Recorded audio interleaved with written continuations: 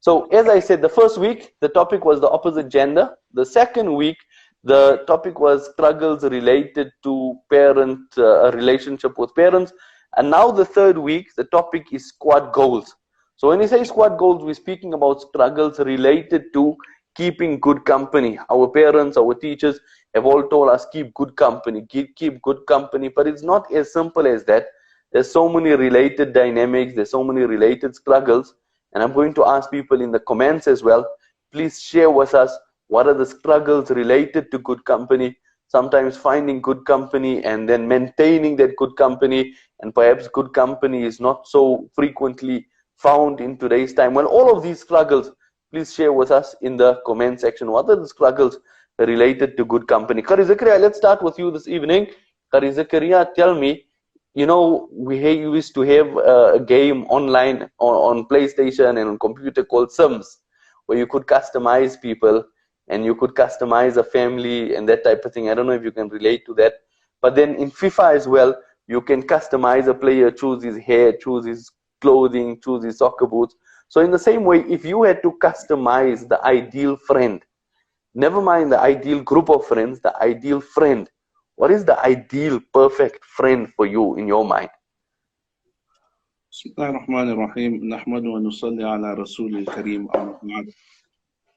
Firstly, I must say, if you're fond of the poetry of Imam Shafi, he has one poem where he says, I'm looking for a friend, you know. I'm looking for a friend, but to find a good friend is difficult. And this is Imam Shafi saying it, you know, looking for I think somebody. we all thought of the Imam Shafi when the topic of a friend came up. I know we all thought of the poem of Imam Shafi, rahimahullah. You know, because it just makes sense to make a person, because I could never understand the meaning of this poem. You know, I thought, because as you grow up, you know, you feel like, what is Imam Shafi speaking about? Because if you read about his life, didn't he have like many friends or, you know, good companions or whatever? And it's much more deeper than that, you know. So when we speak of the ideal friend for me, I would say that I would really want somebody that there's a few qualities that I would really want in a friend. And that is, first and foremost, for our relationship not to be a one-sided relationship between myself and a friend, you know. It should be a mutual relationship. The second is that there should be boundaries. I think so it's very important that there is boundaries between myself and the friend. And thirdly, I'm not going to take a lot of, you should be supportive. And it's so important to have a friend who is supportive, because many times the decisions which you make in life are from your friends and those that are close to you, who shape the decisions that you make in life. And I'm speaking from a personal, you know, the place where I came from. I mean, for example, I'll give you just an example of why I'm saying a supportive friend. When I finished Darul Uloom and decided to go to Egypt, I said, you know what, I'm just going to stay. I'm just going to get maybe 2 or 3 months of Arabic. I just want to brush up my Arabic and do some Arabic grammar or whatever, and then carry on. And I met a friend of mine from Cape Town.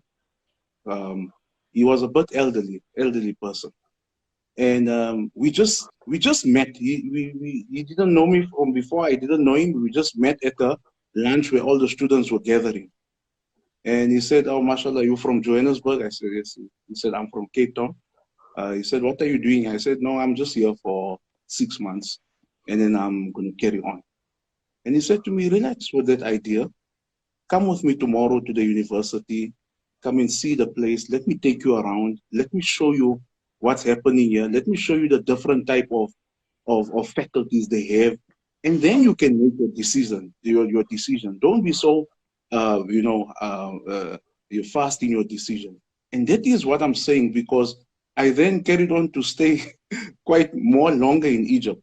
But that's what I mean. Somebody who's supportive and, you know, shapes your future. So that would be the ideal companion for me. Ah, lovely. Qari Zakariyya, you mentioned 2 points. The one is that a person who knows how to respect boundaries, because it doesn't mean if we're friends, you can be all up in my life. And the second thing is a person who's supportive. Now, I just seen a comment, Jazakallah khair, to Brother Sahal Esak, who's reminding us to drink water with the right hand. But if you look at an Insta live, right, it works opposite to a mirror. So this actually is my right hand. But it doesn't work like a mirror. So we had an Insta live with Maulana Suleiman Mullah, the same. He watched it later and said, I can't believe I drank with the left hand. And I said, no, Maulana, you were drinking with the right hand. It's opposite to a mirror. And the very same thing happened with Qari Ismail Lont in the beginning of COVID-19, where he sipped.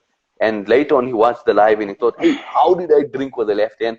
So, bro, this is actually my right hand. But an Insta live camera view works opposite to that. Yeah, it flips. It doesn't work like a mirror. So this is my right hand. Enjoy your sip. It happened with Sheikh Naina also. Oh, okay. I read in the comments, they said, yeah, Sheikh, you know, he's drinking with the left hand. So then he told them that this is the, yeah, so it looks like somebody is drinking with his left hand. Yeah, but on this topic of friends, right, look at with what class this brother messages us. He sends a message, polite reminder, then he says, drinking water with the right hand, no harshness, straight to the point, reminding us, not pulling any punches, and now saying, please make me maaf. He didn't understand it. So, short, Jazakallah, bro. I would like to be your friend in real life, not only on the Insta life. So, yeah, Mwana, you just want another follow on Instagram. I know. You just want subscribe and a follower. The reason that is on the live, I would assume is there is already following. So Hafidh Muhammad, if you had to customize a friend, if you have to make up the ideal friend, from your perspective, what is the ideal friend? I really don't believe that there is an ideal friend, right? But I just feel that when you look for somebody or somebody that you want to be your companion, it's somebody with sincerity, you know. Somebody will be the exact same in front of you and the same when he's not with you. You understand what I'm saying? Meaning he won't show different emotions to you or be some individual towards your face, and the moment you turn away, then he's a different person to other people and speaks about you and all of these things here.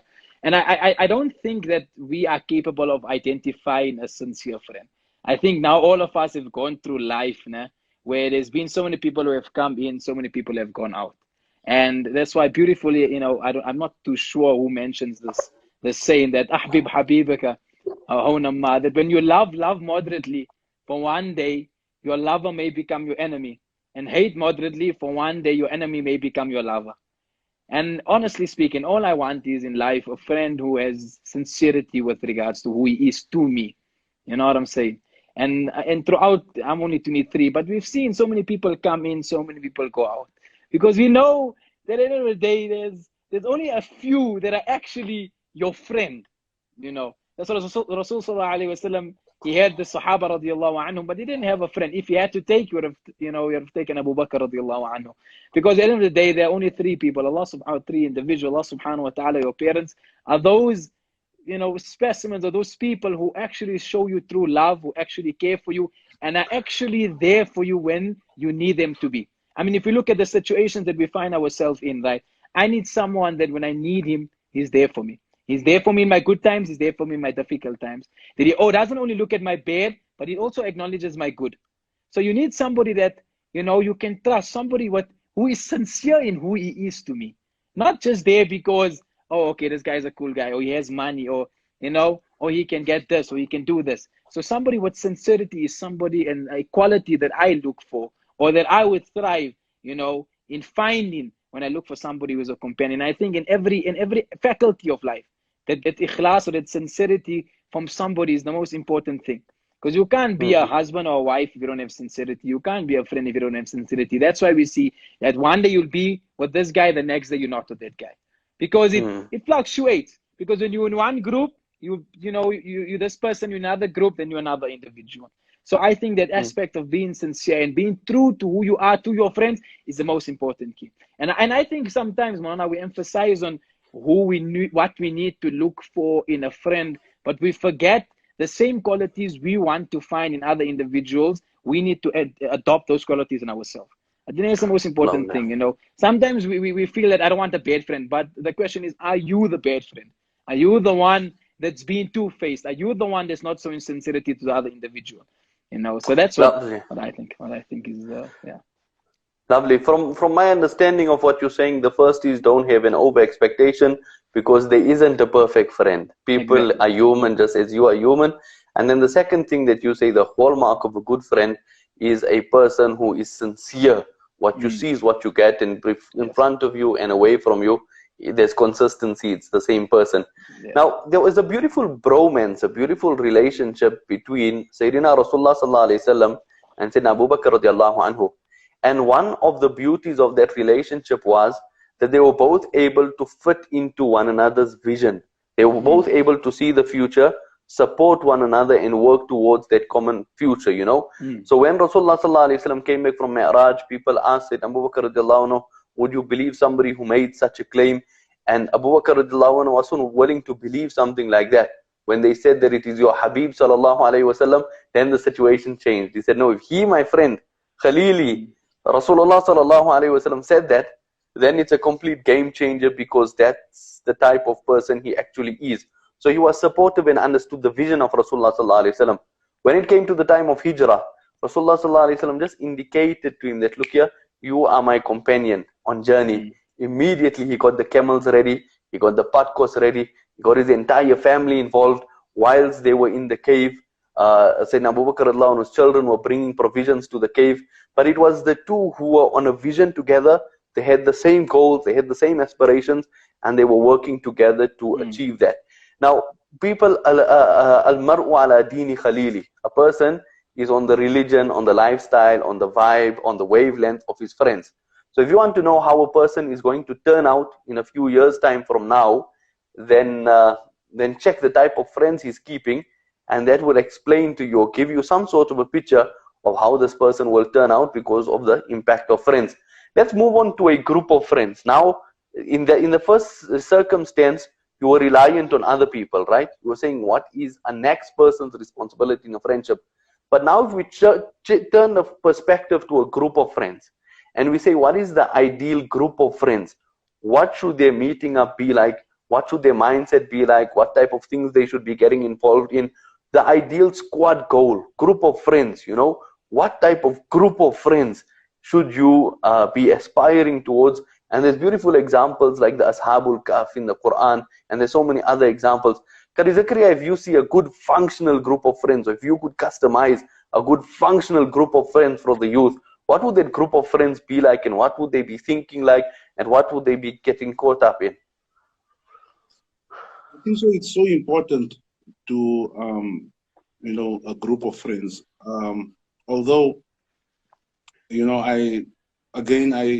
I know of certain individuals in my life, certain members that certain family members who I watched them growing up, being in group friends, and, you know, going with their friends, or they'll be, you know, having a hookah together, going out on the weekends, you know, going here, going there, race, you know. And the most important part is that everybody in the group is different, because sometimes in a group of friends, you'll find somebody, you'll find in a group that you're not friends with everybody in that group. It's funny, you know, you're just friends with one or two. You can be a group of 6, but then within that group, you have a close friend who you're friends with. And the others are just, you just hang out with them because your friend is hanging out with them, you know. So that is also a scenario that you get in this group of friends. But again, you need to look at what is this group of friends of yours doing. And the only way that you can determine that is to ask yourself, and I think so the youth, in fact, all of us are youth, we should ask ourselves that, I mean, I've got my family now, I've got my kids, and I'm able to look back, and this is advice for the youth that are still going to get married and, you know, have family and whatever. So I might have just a little bit, I'm not, just 1 or 2% of experience of your group of friends. And so my advice would be that try and look at what do you want in your in your life and what are your goals? And then look at your group and try to identify if there is any of your goals in that group.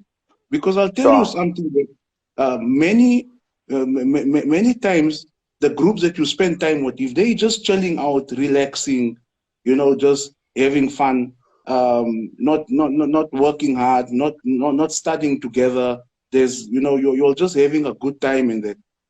It does shape you and it does affect you. Even if you say that, nah, I'm just hanging out with them, it shapes your mindset and your energies.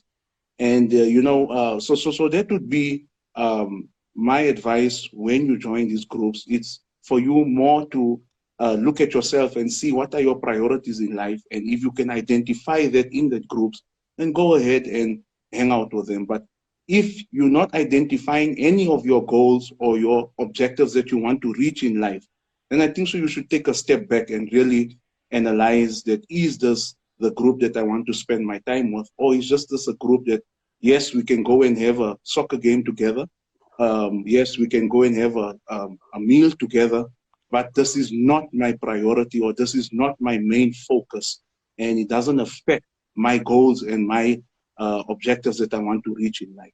So I think so you Ah. need to draw, that's what you need to figure out. So is this group of friends taking me up, or is this group of friends taking me down? That's the important question. I came across a saying that says, if you are the smartest guy in the room, then you are in the wrong room. Because in that room, you're going to be getting dumbed down. You're going to be pulled down. But if you are in a group of friends that is pushing you up and you see your aspirations, that group of friends, that would perhaps be the right group of friends to be Hey, hanging out Mana, with. when I'm in the room with my friends, I'm the most handsome guy. So no, I don't know. So they claim, they all claim these things. So They all no, no. claim these things. You And they can all leave get it in the happy out of comment it. section below, Hafidh Mohammed Bhodania, if you had to speak about a group of friends, right? And yeah, Yeah, your friends who you hang out with, I want you guys to comment to that outrageous statement that he made. yeah, go for Burhan it. Burhan from Bahrain is already laughing at that comment. So yeah. So tell me your group of friends. If you say the ideal group of friends where Uh, the ideal benefit is being taken from, tell yeah. us about that group. Um, of course, as believers in Allah subhanahu wa ta'ala, now our main objective is that, of course, you surround yourself with those people who are, of course, going to take you closer to Him. That's the main objective. But let's be honest, very seldomly we find where every group or your close, squad are those people who are all of you, getting together for the dini purpose. Yeah, you might have a group where, okay, on Friday night may go shop, but it's not your core. It's not your Owens. And yeah, your Owens are the guys that you want to meet up, you go play soccer, you plumb, or you watch a movie, whatever you may do, right? That's your Owens. But I feel it's very important to understand where you are, and as Qari Zakariyya has mentioned, where you want to be and where you want to go. If those are the people that are going to bring you down, then that's not the crew to be with, right? And at the end of the day, yes, there is a thing as peer pressure, but everybody has their own self-esteem, everybody has their own heart, and everybody has their own will. So at the end of the day, you are also in that group of friends are allowed to stand up and say, you know what, I can't be with these guys. These are the guys that are bringing me down. And if you are the person that is bringing everybody else down, then you need to change your ways. And I think the most important thing is, yes, meet up for soccer, meet up for whatever it needs to be. Even if you're going to go out, Mona, well, this is the reality. We are speaking to people that not are going to go meet, only to go for Kirsch or to go for Shab Guzari on a Friday. And that's not who we're talking to, right? Myself included. We're talking to people who are going to go out to Rosebank for a chow, whatever it may be, to go meet. The reality is to go meet the opposite sex also. I think that it's important to understand and have a good mindset, each and every individual, that look, the ultimate goal is not to disobey Allah subhanahu wa ta'ala.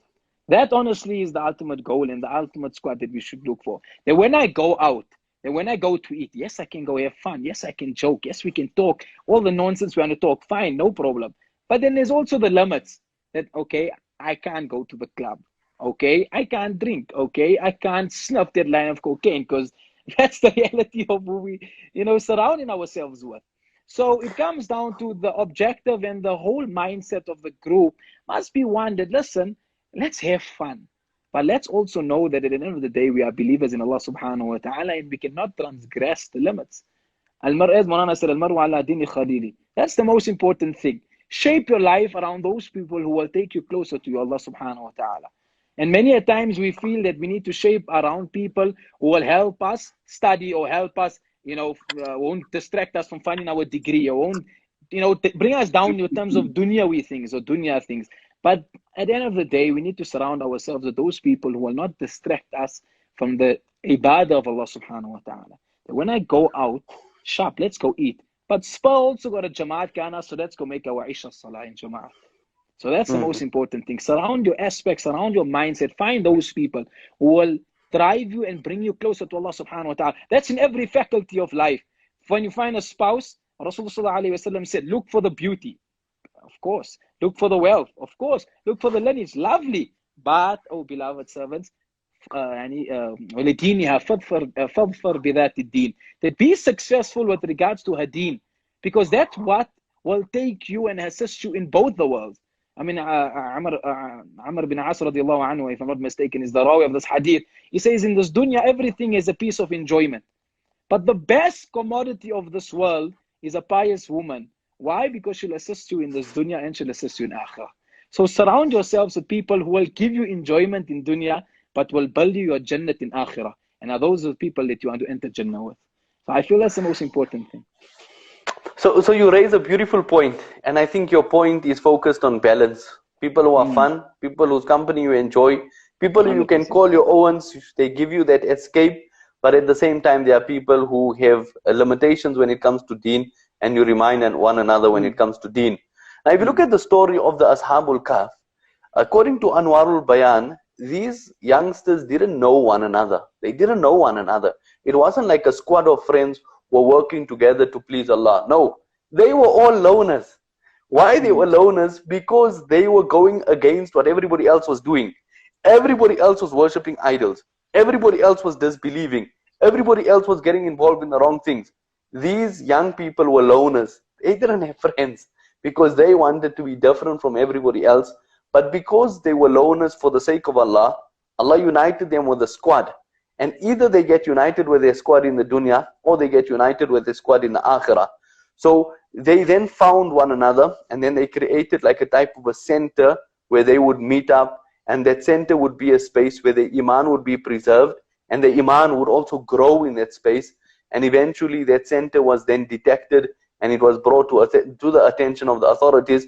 But that could be a squad goal, where a group of loners who can't find their flock, because each flock they get involved in, the environment is not conducive, the things the people are getting involved in are not good enough. So they were loners, but eventually Allah united them with people with similar interests, and that helped them in their growth. And eventually they became so strong together that they were able to stand up to the authority of the day. So I'm just going to look at some of the messages. Yeah, Hafidh, what's on your mind while I'm reading the messages? That's what I was going through the same point, Mana. When they all came together, they all had sincerity in who they were. They weren't two-faced. And that's why they could come onto one goal. To have a friend who is not sincere in who he is different to be on the same mindset. Because when you want to make salah, then he can't make salah also. When or he's just doing it because, yeah, okay, let's just do it now. But that's why that sincerity of who you are as an individual is the most important thing. And Ashab al-Kahf, when they came, they were who they were. We didn't believe in those things, we believe in Allah. I'm not going to hide that fact. And that's why they came, and that's why their story will be mentioned up until the day of Qiyamah. Because they came together with sincerity and for the pleasure of Allah subhanahu wa ta'ala. So a lot of beautiful comments coming in here. One comes from Zaini, who says it's difficult to find good friends. Another says friendship that are established on deen are the best friends for personal development. So the friends you meet at the markas, the friends you meet at good programs, those are the best friendships. Fayaz Tikli says our friendships should be such that instead of saying let's go out at 6 o'clock, we rather say let's go out after Maghrib. That's the type of environment. Then somebody says, it is said in Surah Yusuf, those closest to you aren't always the ones who love you most, so circle and stay close to those that make the path. Okay, so those who are close to you doesn't necessarily mean that they are the ones who sincerely got your back. Rather, look for those who, out of your immediate circle, who make your path to Jannah easy. And we acknowledge your message, Daniel. Wa alaikum salam. So yeah, now let's move on to, and I must cite examples that in today's time as well, there are groups of friends who coming together as groups and doing phenomenal things. Like every 100%. Thursday night, we have the Instagram live on the Deen team page. Those group of youngsters are sitting together and doing a program on Insta Live to motivate people. And the same group of people go out and distribute parcels together. Then you get some friends whose meeting place is every Friday night at the Markaz. So there are these type of squads that we can gain a lot of inspiration from. Let's move on to the discussion of the harms Before you, and the benefits. Yeah. just one more thing also is what just came to my mind is before you move on to the next thing is that sometimes Sure. if you also see that you could be an influence to your group of friends, that is also something to take into mind. Like, let's say, for example, you know that you love performing your salah on time. And when you're with them, whether they're going to do it or not, you're going to tell them, look, guys, I'm just coming now. I'm just going to perform my salah. And I think so if you can also be an influence, although it takes a lot of energy, but there's also one way of looking at it. If you can control yourself and you are in control of who you are, even though you're with your friends, and let's say they're not toxic at all, but it's just that they heedless when it comes to the time for prayer. You know, you went out, Dhuhr time came or Asr time came, and they're not performing it. Then I think so in that way, you can also then take the reins and be a guide by not forcing them, but just being an example. So this is something I want to throw out to the people in the comments, to the viewers.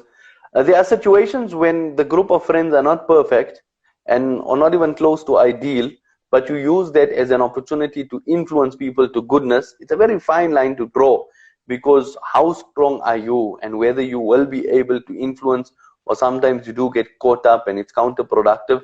Share with us your thoughts in that regard. So Maulana Hafidh Muhammad Bhodania, benefits of good company, harms of bad company. What's on your mind? Ooh, that's a lot. Bayan mode, boss. Yeah, Full on Bayan mode. no, that I need to set in right, you know. I need to prepare that topic, man. Good company, honestly, man, makes you feel happy, man. In the hadith of the Prophet Muhammad sallallahu alaihi wasallam, if you're going to sit with people that will take you away from the disobedience of Allah, then be with a group of people, otherwise be alone. And sometimes also we don't need to be, or we sometimes consider that we need to be in good company only if those people are going to take us for salah, or those people are going to take us for jam. That's not. Even if you're just sitting with people and they're saving you from swiping on your Instagram, looking at how that which you're not supposed to look at, for me, that is something that's beneficial. So you know what I'm saying? Sometimes we go too broad in when the answer is just close to us, man. You understand what I'm saying, Moana? Like just those small, simple things. The benefits of good company, man, it makes you feel happy. Honestly, it gives you a sense of love, gives you a sense of security, it gives you a sense of welcome. Alhamdulillah, in my house, there's people who come in and out all the time. It keeps us lively. It makes us happy to see these people here all the time. It keeps us going. There's something to look for each day. When you see someone, you can talk a story, not just a but there's things that both of you have done, things that both of you have witnessed, and you people can share. These are the things that we look for in life, You need people. Honestly speaking, you need people. You know what I'm saying? And be friendly. I mean, if we were stuck up and were in our own shell, we wouldn't have been having this live right now, 4 people or 3 people from different backgrounds. But we're coming together and we can join on one conversation with another whole 100 people watching this year. This is a beautiful thing, and this is why we need people, and this is how Islam will spread. When the Sahaba radiallahu anhum opened themselves up to people and they showed them who they were, then Deen spread to all 4 corners of the world. So I think friendship is something that's beautiful when you surround yourself with people. And I don't think each and every one of us, when we say you need good company and people take you closer to Allah, I don't think that we always mean a Maulana or a Sheikh or Hafidh. It's general people also, man. There's so many good qualities in the akhlaq of people, that you have one friend who may be an alim, but his akhlaq is bad or his business is bad, but another man who may be clean shaven. Of course, we don't condone that, but his character is good, and that is something that shows you how to be a good person, how to make salam, how to love one another. And these things can be closer to Allah subhanahu wa ta'ala. And of course, bad company, that's now we can go on and on. I mean, Allah subhanahu wa ta'ala save us and save us from being the bad company. Sometimes we think we wear the garment of Islam, that we good company. but we can be the bad influence. We can be those who inspire others to do bad. Allah subhanahu wa ta'ala save us. So the harms of bad company, I think we all know in terms of dunyawi, harms as well as Islamic harms. The Allah subhanahu wa ta'ala save us. So I think Maulana, maybe Qari Zakariyya or Maulana can expound on that. Yeah. No, lovely point. Lovely point. Good company keeps you happy. But then if you're in bad company, every time you leave that company, you have to leave with a sense of regret. And that isn't a lack of feeling. So a message from Just Niqabi, and I would assume it's a sister, it can't be a brother, Just Niqabi. You can influence we never know another. Nowadays, Maulana, we never, Allah save us. No, inshallah, I hope not. I'm joking, just a Niqabi half, I'm just joking. That is a cringy feeling, if you think of it like that. If you can influence another by being yourself without hindering your deen, then by all means. But if your deen is at risk, then rather save yourself and avoid it. Well, yeah, is the risk worth it? There's a Quranic story, right, where Allah quotes what a person will say on the day of Qiyamah. Ya waylata laytani lam attakhidh fulanan khalila. A person on the day of Qiyamah will say, oh, why did I have to take so and so as a friend? So never mind the regret in this world that Hafidh Bhodania touched on, but the regret in the Akhirah. So the backstory to that verse is, there were two friends in Makkah, right? And they had an interdependent relationship. They were very close to one another. And the one from the two inclined towards Islam and outwardly took Shahada at the hands of Rasulullah sallallahu alaihi wasallam. Now when he met with his friend picked up that the vibe is not the same. Something has changed. And he probed him and he told him that I know you have accepted into the deen of Muhammad sallallahu alaihi wasallam. And he started to condemn him for it. And then this person now denied that, no, I didn't become a Muslim. I'm not a follower of Rasulullah sallallahu alaihi wasallam, because that's the type of friend he had, and he was now feeling insecure and he had to deny it, until his friend said, in order to prove to me that you have not become a follower of Rasulullah sallallahu alaihi wasallam, then you go to Muhammad, you go to Muhammad and you spit on him. And this man who took the Shahada earlier that day went to Rasulullah sallallahu alaihi wasallam and he spat in the blessed face of Sayyidina Rasulullah sallallahu alaihi wasallam. And he will get up on the day of Qiyamah saying, Ya waylata laytani lam attakhidh fulanan khalila. He'll be swearing himself, beating himself up. Why did I take so and so as a friend? Because at the end of the day, was my loyalty to that person's friendship worth it or not? So other messages coming in. Sometimes good company is found in younger people with insightful wisdom. So it doesn't necessarily have to be elder people. And yeah, please, Fayaz, Tikli, everybody else, please keep your wisdom coming in. We are appreciating it. So Qari Zakariyya, harms of good company, or rather benefits of good company, harms of bad company.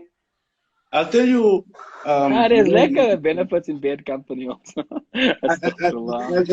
Short love. The story reminds me of bad company, because I sort of joined bad company with ignorant, you just being ignorant, and it can lead you to your death, because this person was a friend with a bear, and he was laying next to the bear. With a what? With a bear. With a bear. An animal, a bear. And so he was laying next to the bear, and they were best friends. They used to spend the whole day together.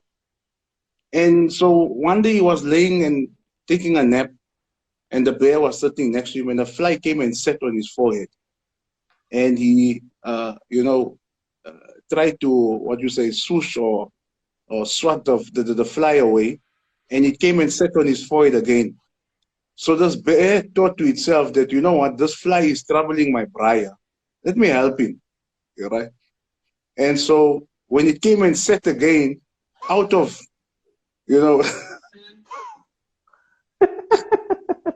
out of being a friend, we tried to hit the fly on his forehead, and it smashed his whole head. All right? So this is bad company. This is the dangers of bad company or ignorant company. And good company is always like, the best example that you can give of good company is like how the wise people said, and I can't recall if this was one of the sayings of the prophet or a wise person, that good company is like perfume, like a perfume seller. All right? When you walk into a shop, even if you don't buy anything, but the scent and the smell comes onto you. When you leave that perfume shop, even if you didn't buy any perfume, you still leave with a good smell. right? So you still benefit in some way. And the most important thing is these are the differences between good and bad company. And I've seen, you know, good company where you have people with, and I know it's difficult to find people with good habits and good company, you know, but the benefits of it is, you know, things which you will carry in your life. I mean, I had one friend from England in Egypt, and he had such a good habit and quality in him. And I think so. This is, if we say it's difficult to find good company, then at least try to you know, take good habits from people. And that's what Sayyidina Luqman did when Sayyidina Luqman was asked, how did you become so wise? He said, I looked, and whatever people hated or what was considered toxic, I stayed away from. And whatever people liked, the good qualities, I tried to adopt that. So this friend of mine from England, every time you just mention somebody else's name, he'll wait for you, he'll see where the discussion is going to. And if it's going to be something about that person, he'll be like, okay, I don't think so you should speak about that person, or I don't think so we should go into this. That is backbiting. I'm sorry, I don't like backbiting. And there comes a certain point where you just want to say, you know, today what my friend does this, and he had this habit, he never used to speak about anybody when you're in his company, and it brushes off on you.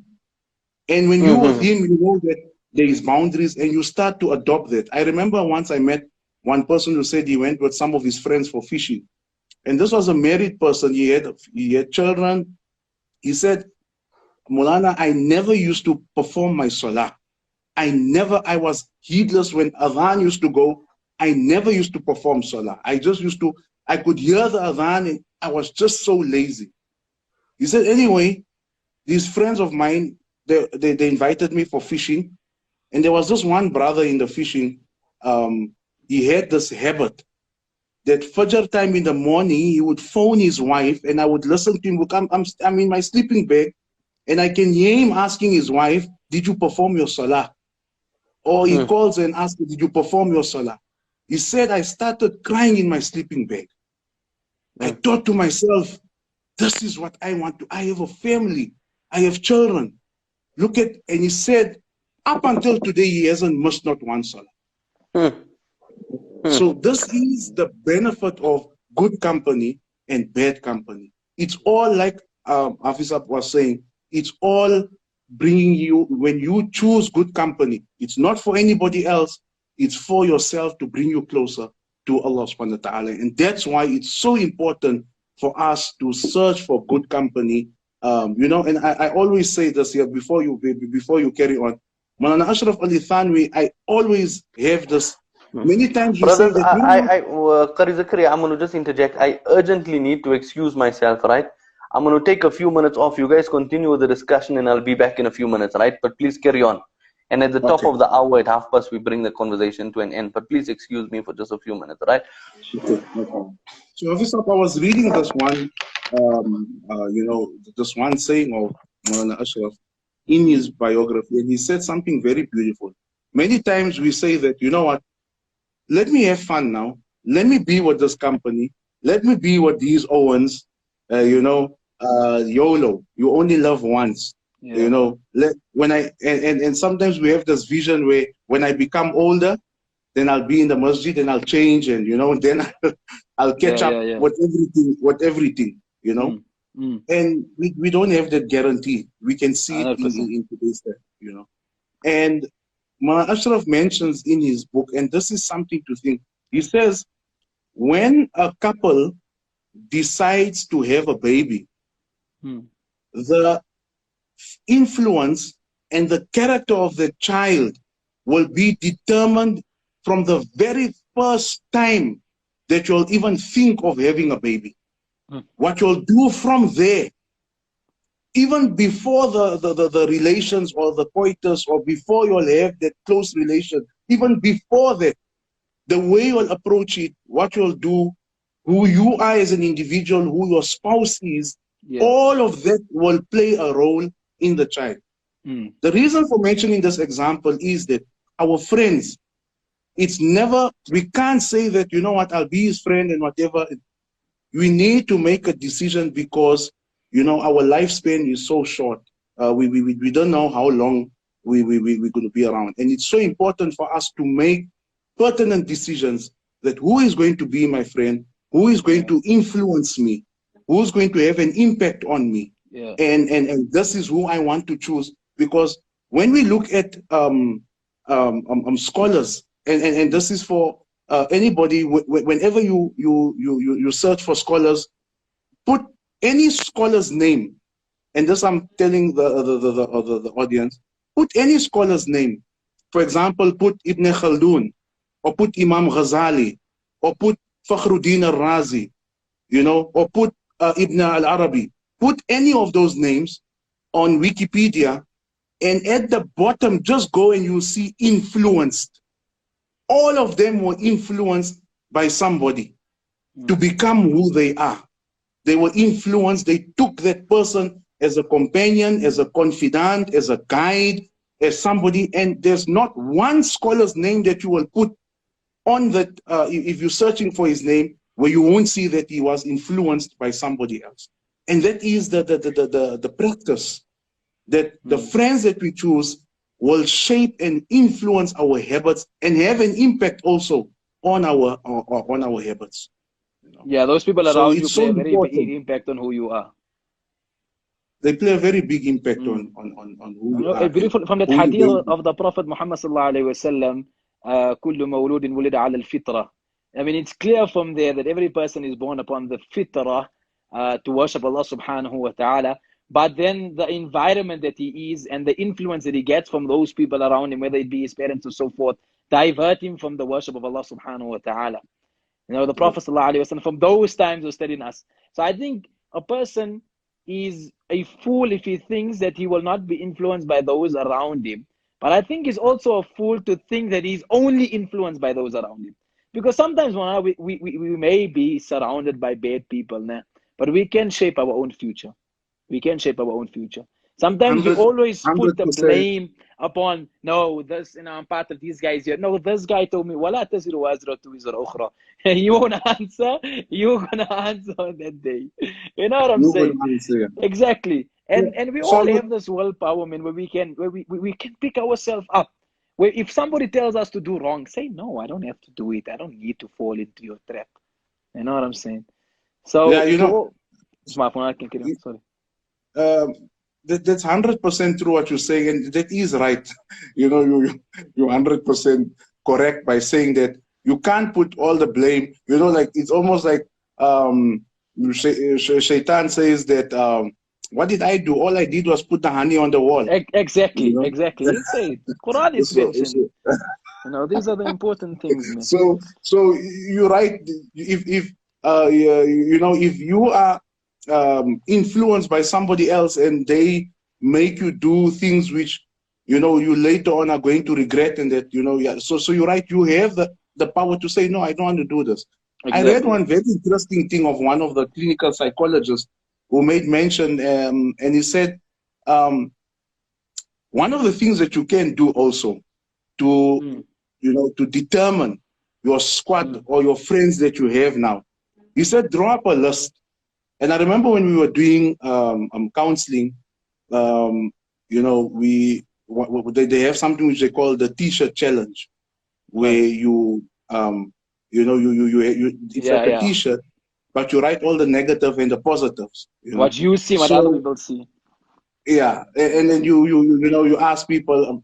Here, this person came up with a very interesting methodology to determine your friends, and he said, draw up a list of your intermediate, short-term, and long-term goals.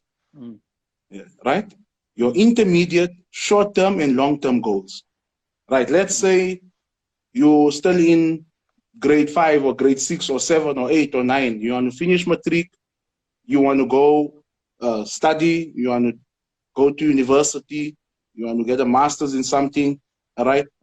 Your short-term is that while you're studying, you want to, let's say you want to keep fitness or whatever, and your long term is that you seeing yourself as, inshallah, one day I'll own my own business and be independent and you know, have my own practice or whatever.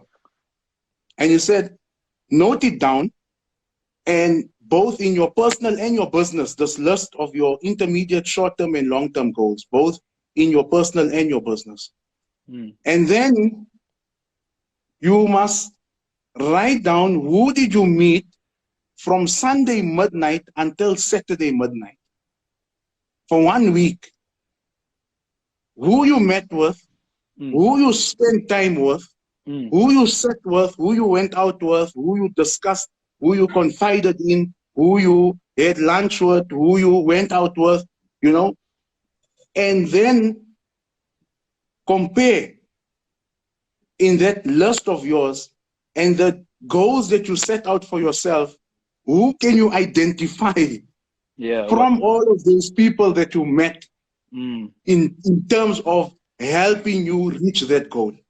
I think so. This is, you know, it might sound, but you know, it is, if we're searching for success, or you want to become somebody who is, you know, who can see, who wants to reach, then this is something which you can also try and see that the people that you're meeting, are they influencing and assisting you on the pathway which you want to take, you know? And that's why they say, when you cultivate who's around you, you are cultivating who you are. You know? So I want to share with you guys a quick story, right, of something that I witnessed to me that brought really into perspective the impact of friends. So, and the impact of company, right? So there was a brother who was dating a Hindu girl, a non-Muslim girl. He used to date this Hindu girl. And eventually he influenced her to become a Muslim, and then they got married. But through this whole period that he influenced her to become a Muslim and she got married, through that period, he was using drugs. Now, at the point when she became a Muslim, she was as straight as a needle. She didn't want to hear anything about drugs. She didn't want to joke about drugs.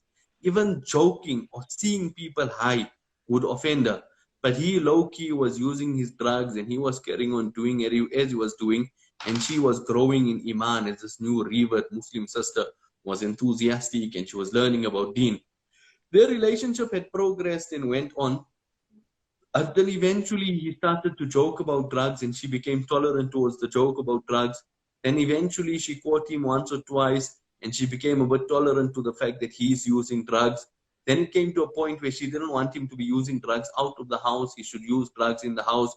So then she could witness him using drugs, and she was fine with it. Until eventually she felt that they're getting into too many arguments because they're not on the same wavelength. So when he's high, she's sober, and they can't connect. So at that point, she didn't climb through the ranks of smoking weed and then alcohol and then going harder. She jumped straight into cat, and she started snuffing cat. And she and him now started using drugs together. Remember, she wasn't tolerant to joking about drugs, but then they started using drugs together. And they continued like this, until eventually it came to the 15th of Sha'ban. And the husband wanted to stop, and he wanted to quit. So on the night of the 15th of Sha'ban, he told her, look, babes, no more drugs. And she said to him, if you don't go to the merchant and buy, I'm going to leave you forever. And that's the day when he realized that he took a person who was as straight as a needle, and through his company, he caused her to deteriorate. That the day he wants to stop the bad habit, she doesn't even allow him to stop the bad habit. And that's the impact or the effect of bad company. That's just one amongst the many examples. Hafidh, Bhodania, what's up? We spoke a lot, man. Let me tell you, we must have on some beautiful points that were brought up. No, there was nothing that I couldn't hear. I heard all of it. Lovely. Oh, yeah. No, Alhamdulillah, but it's true what you say, Mona. Low-key psychologist also. No, but it's true, Mona, what you say in the negative effects of... and you know what I like from the story is that he came to realization that he was the negative influence. You know, that's the most important thing. Don't be the negative influence. Don't lead people to the disobedience of Allah. Don't lead people to do bad actions. You know, we advise people, help people, be an inspiration for good.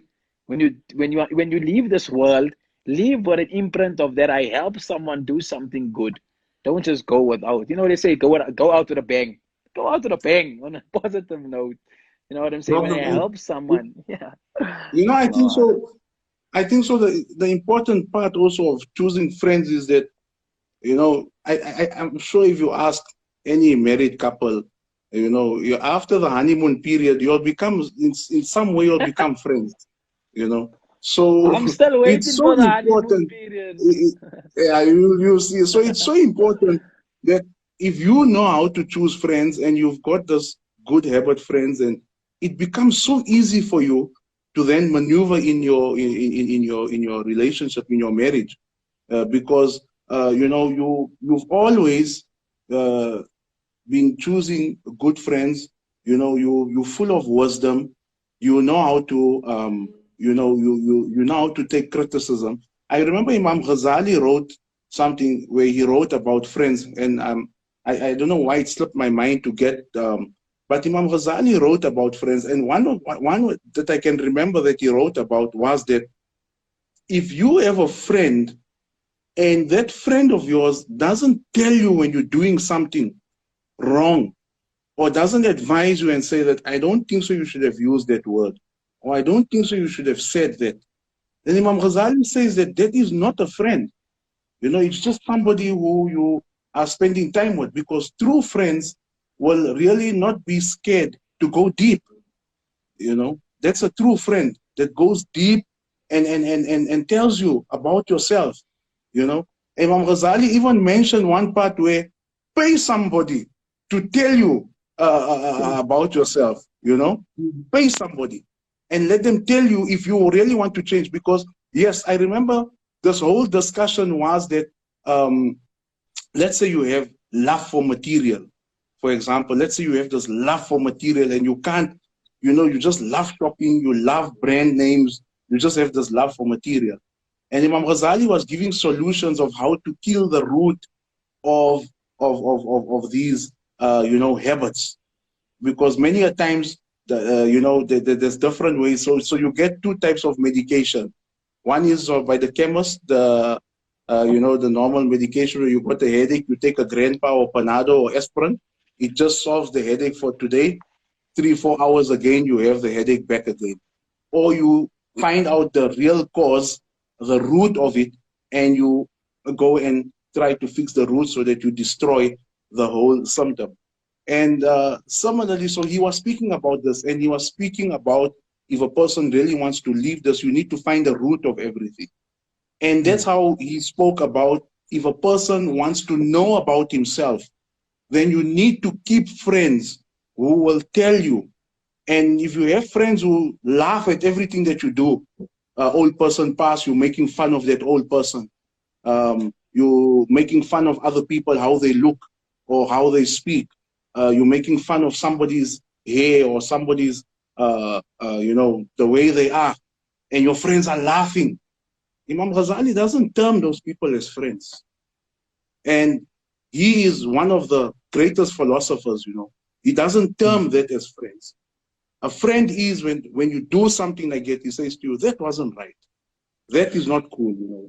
So you know, So, it's Zakariyya, on that point of Imam Ghazali not terming the person who gets involved in the wrong things with you as a friend, I used to volunteer with a drug rehabilitation organization, and every time somebody comes in there and they mention that I used to do drugs with my friends, immediately gets corrected. They say friends are people who have one another's best interest at heart. If he did drugs with you, Subhanallah, he's not your friend. Subhanallah, You Subhanallah. How, accomplices. mashallah, You that is accomplices. You weren't friends. You both wanted to displease Allah. So you'll just found you could use one another's company, but you weren't friends. Now, in the best case scenario, the effect of friends is great, right? And companionship you take is great. Let's give some examples of a best case scenario. Sayyidina Musa alayhi salam, he stayed in the company of his father-in-law Shu'aib alayhi salam. And obviously there must have been a friendship there. After spending time with Shu'aib alayhi salam, Sayyidina Musa alayhi salam became a prophet. Then in Sayyidina Musa alayhi salam's company, his brother Harun stayed in that company. And Harun alayhi salam eventually became a prophet with the company of Musa alayhi salam. Yusha bin Nun, a young boy, you know, He was the assistant of Musa alayhi salam. He stayed in the company of Musa alayhi salam. And eventually, he also became a prophet as a result of the company of Sayyidina Musa alayhi salam. When it comes to the Sahaba, no matter how much you study, or how much piety you have in your life, we can't reach the foot of the lowest Sahabi, and none of the Sahaba are low, but we won't reach the entry-level Sahabi, right? Why? The big difference is he even had just a moment of his life in the company, and company is the big word, the company of Rasulullah sallallahu alaihi wasallam. So I'm looking at the comments, and one comment comes in here. It says, I have a friend in school who wants to become a Muslim. What advice can you give? We don't want to give you advice. We want to say, well done, because you are the embodiment of what we're talking about here, where your friend spends time with you and then wants to become Muslim. Hafidh Muhammad Bhodania, what can we say more than mashallah? Nothing, man. Wallah, it's beautiful to see these things. You see, this is why when you're an influence, when you have these qualities, and this is a perfect example. We don't only give off good vibes to people who are, Muslims. Even non-Muslims can take from us if we show them the good qualities that we have. So this is another point to show that the environment is really a big impact on who you are. And alhamdulillah, I'm very proud that inshallah, may Allah make this person Muslim and give you all the reward, inshallah, to that brother. Another good quality of friends is somebody who's able to push you without being toxic in the way they are competitive. So it shouldn't be in a situation where you are constantly competing with one another in a toxic way, competing with things and those type of things. If وَتَعَاوَنُوا عَلَى الْبِرِّ وَالتَّقْوَى, yeah, that's what relationships should be. That you're motivating one another towards good things. وَلَا تَعَاوَنُوا عَلَى الْإِثْمِ وَالْعُدْوَانِ, and that you're not pushing one another towards sins and the bad things. I think we're coming towards the end of the program. In just 1 minute, Hafidh Muhammad Bhodania, what's your final comments? I'm waiting for his last comment here. Nowadays, if a man spends time with his in-laws, it's called a garujma. If they're giving him a lot of money, it's a nothing. Yeah. There's no stigma. There's no stigma. If the brother knows, yeah, no, look. if you're born poor, there's nothing wrong with that. But if you're very poor, you're stupidity. Yeah. This last one here, nowadays, if a man spend time with his in-laws, is called, society, they just, they just. You see another way that the you know what it reminds me of? You know what this reminds me of? I once heard one of the scholars speaking that in the school they had an award for best behavior. And the student, when he got the award, everybody was like, "Oh, he's a mommy's boy," because he's a good boy, he's a cheese boy. So now and these are this is the concept, like things have definitions have changed. Now you spend time with the family, you try to be a good son-in-law, you try to be there, you try to help.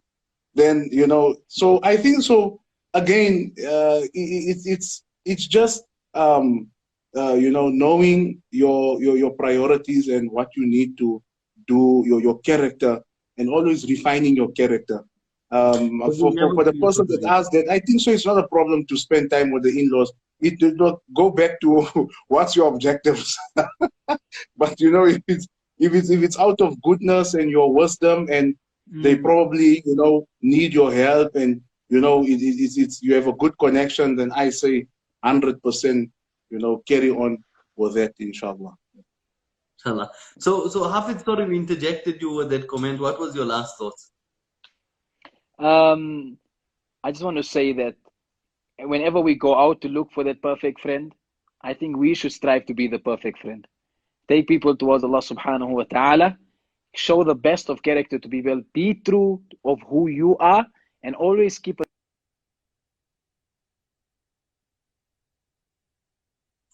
Okay, so his feed is buffering, so we're losing him again. And this is the first time that he made it till the end. Now his hand is just stuck in the air, but it's stuck there, right? I was in a vibe then, and I just saw I got stuck.